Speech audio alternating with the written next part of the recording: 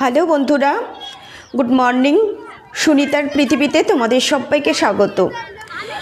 বন্ধুরা, আশা করব তোমরা সবাই অনেক ভালো আছো, আমিও ভালো আছি। তো বন্ধুরা দেখো, আমি একটু ঘুরতে এসেছি।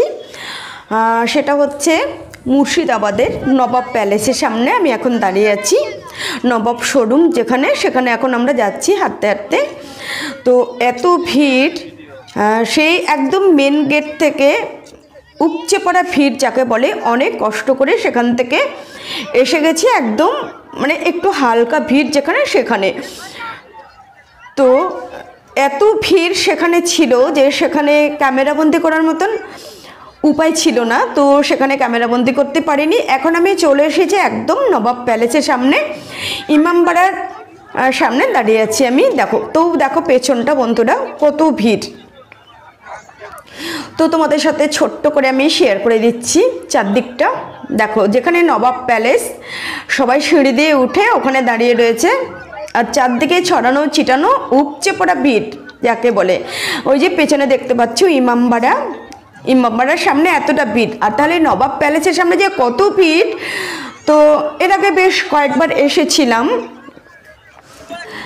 নবাব শোরুম, যেটা নবাব প্যালেস, সেখানে দেখার যা কিছু আছে সেগুলো এমনি অন্য একটা টাইমে এসেছিলাম, সব কিছুই খুব ভালোভাবে দেখেছি। ভাবছিলাম এবার আর ঢুকবো না, কিন্তু ওখান থেকে জানতে পারলাম যে আমাদের কাউন্টারে 25 টাকা করে টিকিটের মূল্য নিয়েছিল, মানে টিকিটের মূল্য 25 টাকা।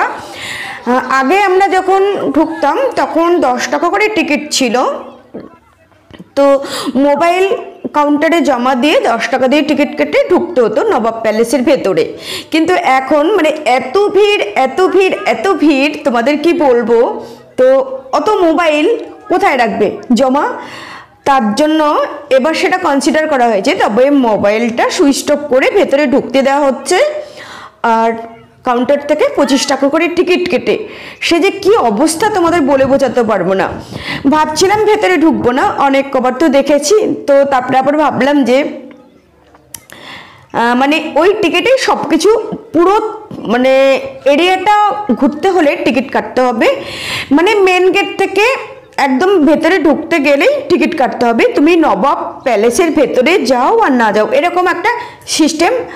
তো সেই জন্য একটু ভেতরে ঢুকেছিলাম, ভেতরে ঢুকে চলে এসেছি। এখন আমি যেখানে দাঁড়িয়ে আছি সেটা কোথায় বলো তো, সেটা হচ্ছে মতিঝিল পার্কে চলে এসেছি। এখন আমি একদম মতিঝিল পার্কের এক সাইডে আমি দাঁড়িয়ে আছি, ওখানে আমি ক্যামেরা বন্দি করে নিচ্ছি।